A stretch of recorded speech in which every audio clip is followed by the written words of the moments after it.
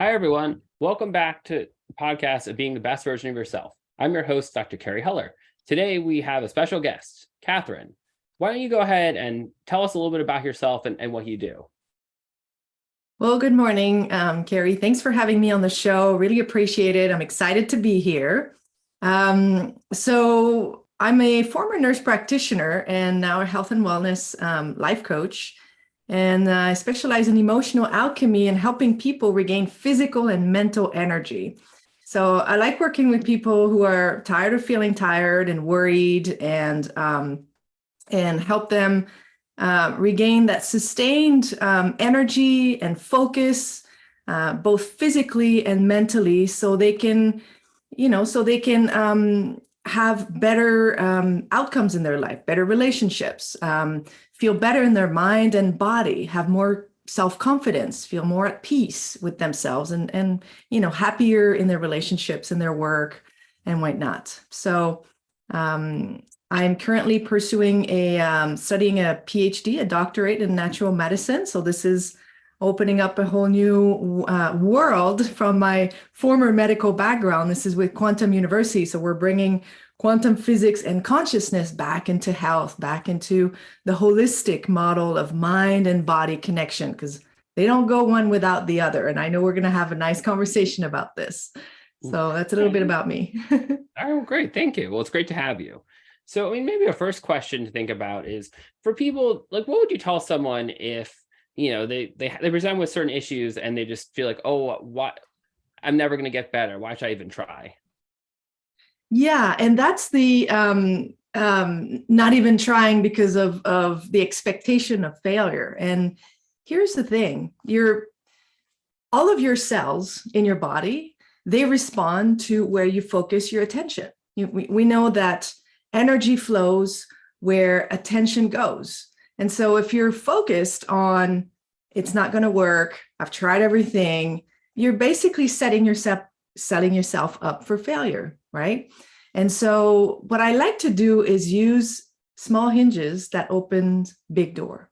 And it starts with being open to the possibility that because you had a tunnel vision and was focused on what was not working, all of the opportunity for success were right there around you, but you didn't see them. So what if by just opening up your focus and opening up your where you're looking at things, that all of a sudden, opportunities for success are coming to you.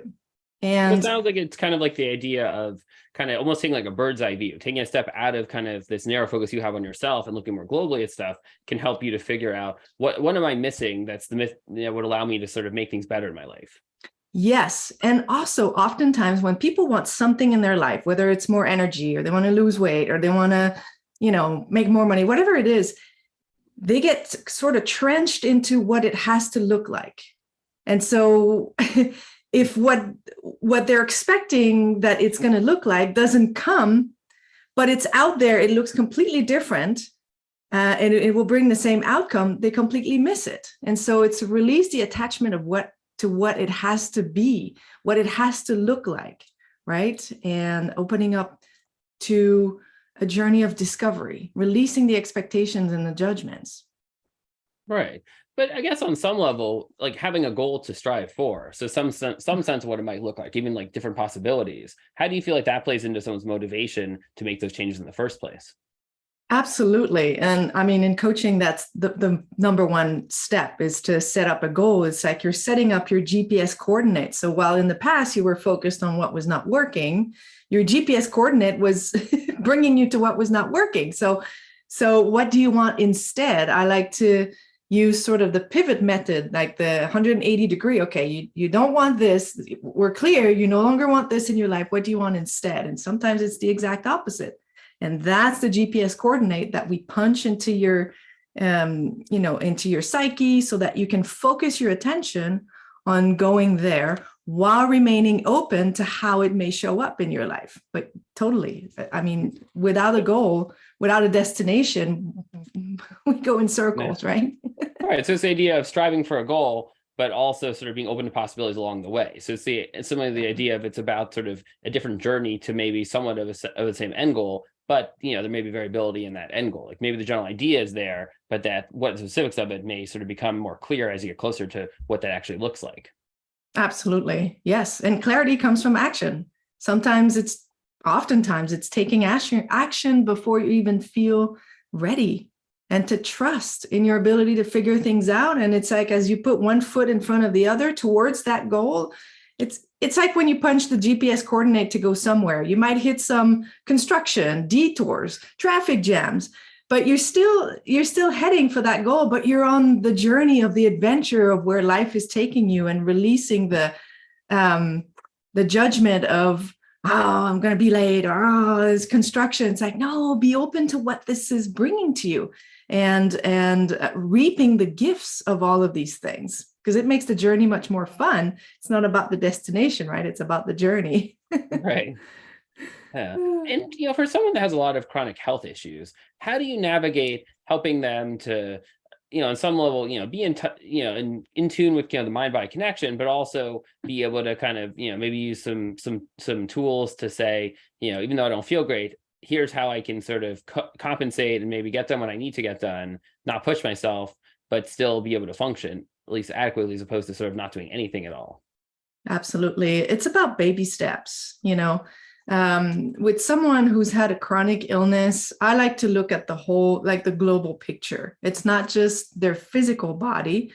It's a lot about the mental and the emotional body, because the physical body, we now know from, the sciences of psychoneuroimmunology and epigenetics, that the physical body responds to what's in the mind, in the mental, in the emotional. So let's say someone could eat the most organic foods and try to help themselves in that way.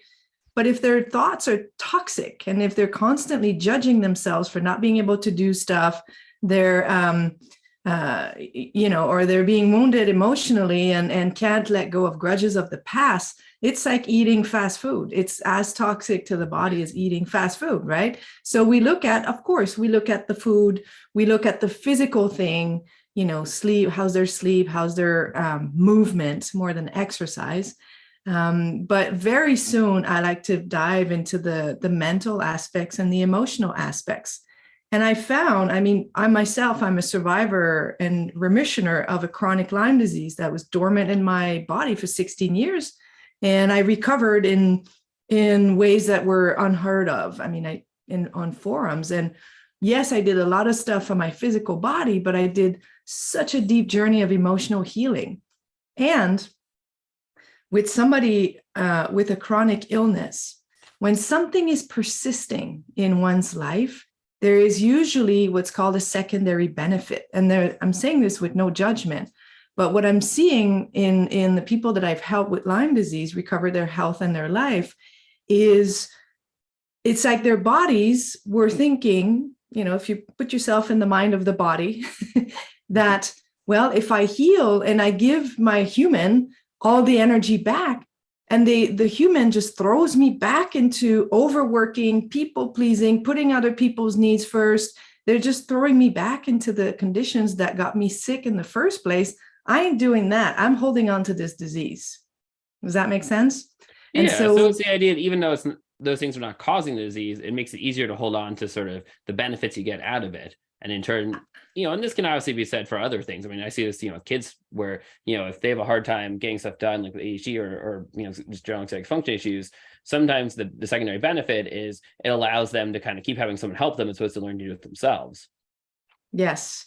And so once we uncover the secondary benefits with compassion, no judgment, then it's easier to see that, oh, okay, I've been holding on to this disease subconsciously because of these benefits. So this disease was one pathway to get to these benefits, right? So oftentimes, taking the example of kids, what they want is love and connection. Well, constantly requesting help is one pathway, but what if there were other pathways? And so what we do in coaching is we open up choice. And we open up multiple different pathways to get to the same outcome, because oftentimes these are deep human needs that are relevant. It's a need for love, for safety, for belonging, right? And so oftentimes with what I've noticed with people with Lyme is once they learn how to set healthy boundaries, how to prioritize their own well-being, knowing that when they put their oxygen mask on themselves first, they can help another person, like just like in the airplane. Once they learn how to set healthy boundaries, how to prioritize themselves without feeling guilty or selfish, once they make some changes in their lives, such as, sometimes changing jobs or changing relationships that no longer aligns, then it's like the disease becomes obsolete and it naturally evolves out of the body. The body wants to come back to balance. It wants to come back to homeostasis, which is a state of equilibrium. And it has all the resources necessary for that. All we got to do is give it the right conditions so that it can return to balance and harmony. Right, but it sounds like you're talking about the mental piece. Obviously, the physical piece, I'm assuming, is partially because obviously, if there's a medical cause that you need to address medically, you probably have to address that as well. Of course, you work on all levels.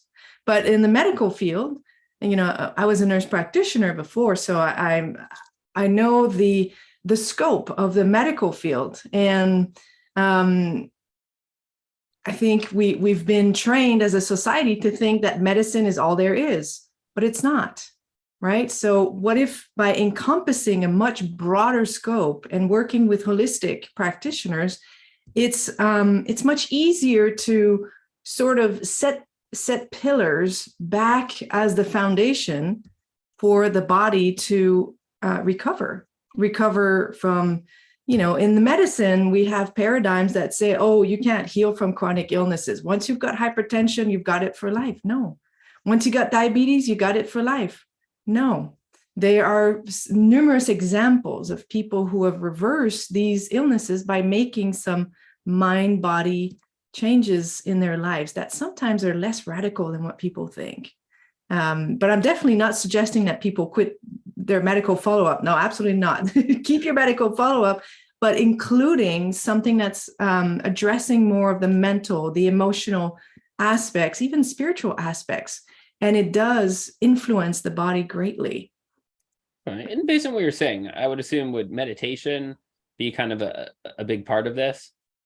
Yeah, definitely. Mindfulness practices. Meditation is not for everybody. And we have this thought that, oh, we have to sit for half an hour with our eyes closed and things like that. But there are so many different types of meditation. In general, it's being more mindful of the present moment, spending less time in the past and in the future in our mind, meditating, clearing our mind. It can be chanting to just put ourselves into a happier state. Can be a walking meditation where you're walking and you're just very, very present and observing, the flowers, the trees, and recovering this sense of awe and wonder that when we're living a fast-paced life, we're just not very present. It's like our bodies are like running and our soul or our energy is like outside of the body trying to catch up, being like, hey, whoa. In terms of mindfulness activities, what would you suggest to someone that has a hard time focusing and, the thought of listening to something even for, 10 minutes is kind of off-putting? Like as a way to sort of get started with meditation or mindfulness activities? Start with baby steps. So somebody who's got trouble focusing, start with 1 minute.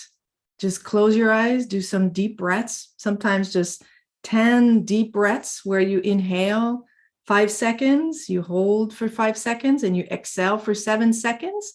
This is going to switch from the sympathetic side of the nervous system, which is the stress response of like fight and flight. It's going to switch you back into the parasympathetic, which is the relaxation response, the heal and digest and opens up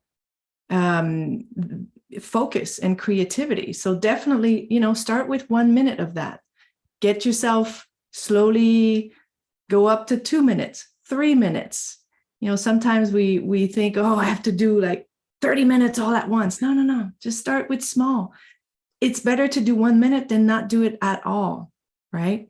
And so definitely in the mind, just calming the mind, calming the thoughts, or just being a neutral observer of the thoughts. It's like, how interesting, I'm having this thought and I'm just letting it go. It's just like thoughts are moving through you without activating your nervous system. Focus is such a, I mean, just like anything else, but focus is such a broad topic because so many things can influence focus. You know, for example, if somebody is not eating right for their body, if they're not balancing their blood sugars, you know, if somebody, I don't know, if they're eating like sugary cereal in the morning and all they have is sugar, I mean, an hour later they're going to have a sugar crash, and when there's a sugar crash, this is a state of emergency for the brain. The brain's not going to be able to focus on, you know, lectures and schoolwork. It's going to be like, I'm feeling anxious, and you know, so adjusting nutrition for focus is actually really important. I can't tell you, Carey, the impact it had on me to when I became a health coach, you know, to learn about how to stabilize my blood sugar. I mean, I was already a nurse practitioner for, you know, 10 years, you know, 15 years. And I was like, wow, it's so simple. We should teach that to kids in school, because it really opened up, you know, instead of having, you know, sugar peaks and sugar crashes and having to snack every 2 hours and feeling shaky and irritable and all that, I was really stable. It's like I put some big logs into the wood stove instead of some kindling wood that I have to throw every 20 minutes, right? And the focus is amazing.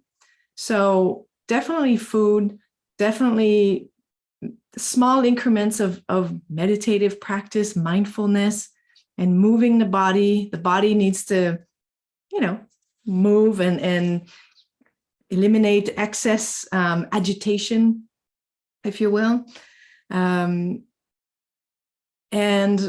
obviously, we live in a world of high distractions. So if we're going to improve our focus, we don't have to have a diagnosis of ADHD to have some, to fall into some distractions. And so being intentional in cutting off distraction. If there's going to be something I need to work on for the next 20 minutes, well, putting the phone away and the notifications in mute, and so I can really focus and do some deep work. That's definitely good advice, because it's, I mean, certainly there can be a lot of reasons why people have a hard time focusing. ADHD certainly can be one of them, but anxiety, depression, just a general too much going on. I mean, there's lots of things that people can have trouble with in terms of attention that really has nothing to do with ADHD. I think sleep is another big thing to kind of add. I think the nutrition makes a lot of sense, you mentioned, but I think sleep also. I mean, I see that quite a bit, that, you know, as teens or adults, there's not getting enough sleep. I mean, often it can look like ADHD or various other issues of attention, the sheer fact if you're not getting enough sleep. Exactly. And there are studies in productivity studies that show that when you're deficient in 1 hour of sleep, the next day you lose 30 points on your IQ. So not sleeping makes us dumber, right? Or just not able to have access to the higher faculties that we already have. So I agree with you. You know, when I was a nurse practitioner, I was astounded at how easily the diagnosis of ADHD was given to someone without having a global evaluation of all of these aspects. Like you say, someone who's sleep deprived and gotten used to function on less hours of sleep, they think that's their reality. It's very hard to focus when your brain is just tired. It hasn't had a chance to cleanse itself. At night when we sleep, the gliolymphatic system in the brain cleanse the brain, like the toxins of the day and things like that. So if we don't get that restful sleep, especially also if we go to bed with a full stomach, which is not recommended, by the way, the body is busy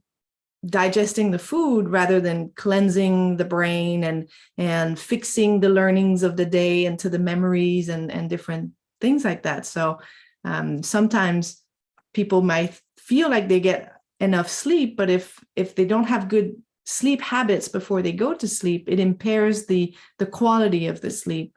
Even though they stayed, let's say, I don't know, 7-8 hours in bed, it's still not rejuvenating. So it's important to look at the global picture in the mind-body fashion. Right. No, I think it's definitely a really crucial point, that it's not just about the number of hours sleep, but also the quality. and that by doing stuff before you go to bed, it can help increase sort of the quality of sleep and in turn get all the benefits you get out of the time you put into it. Totally. Totally. One of the big things for sleep is definitely blue light. So I'm wearing my blue light blockers anytime I'm in front of a computer, and this is the daytime, but it's even more important at night, and to shut down screens for at least 2 hours before you go to sleep, so your brain can secrete your natural melatonin, which is, the neurotransmitter, the hormone that helps you go to sleep. So yeah, that's definitely important. I do it on my computer. I turn off the blue light on my computer and have it go into night mode, and do it on my phone. And some of the stuff I just leave on night mode all the time because I don't even notice the difference that much. Depending on what device it is and what I'm using it for. But yeah, I mean, I think it's the idea too, is all these little things you put together that can make a big difference. It's often not just one magic bullet, but it's all these little things you put together in different ways to increase your health and in turn improve your focus and, your overall, positive experience with life, paired with also your mindset of it. Absolutely. Absolutely. Every little thing counts. And sometimes it can feel overwhelming to do it all at once. People will read, I don't know, like an ebook, and it says, meditate, eat better, sleep, exercise. And then they're trying to do it all at once. And then that's when it might work for a day or two. And then it's too much because it's different from their norm of what they've been living. And so that's when people get discouraged and they say, it doesn't work. I can't do it. And then they stop. Right. It's the idea of the more you try to do, sometimes the less you actually get or end up doing. Whereas if you start small with one or two things and gradually leave those in and then add new things after that, you're probably going to have more success with long-term changes. Absolutely. You need a system, step-by-step system that will introduce, the different things at the different timing in such a way that it makes it sustainable. It makes it like, oh, okay, I can do this. Oh, yeah, okay. And now this is included in my routine. Okay, now I'm ready for the next thing. And it can be just very small things, but like I said, small hinges open big door. It's amazing what I remember being a nurse practitioner when I became a coach, and I was still working as a nurse practitioner. I would help my patient just to adapt their breakfast, just breakfast, so that they would have enough proteins and good balances of fats and carbs to sustain their energy. And I can't tell you the impact it made, especially on some of my patients that were on anxiety meds and even depression meds. And just that little change. And of course, being more mindful and grateful for the things in their life. Some of them ask me to stop their medications, and we were able to wean the medication successfully. It was awesome. And I'm like, wow, imagine how many people could be free of their medication. Because I mean, I don't know what's the recent stats on how many people are on antidepressants or anxiety meds, but I know it's pretty high. Yeah, I'm not sure the exact numbers, but I think it also goes to the fact that, for some people, the reasons for having those issues are more situational. And, sometimes you can address those based on addressing situations themselves or coping tools. For others, there's more of a biological component that, is a little bit harder. Like even if things seem to be going fine, it's harder, those issues still occur, even if you don't have a tangible trigger.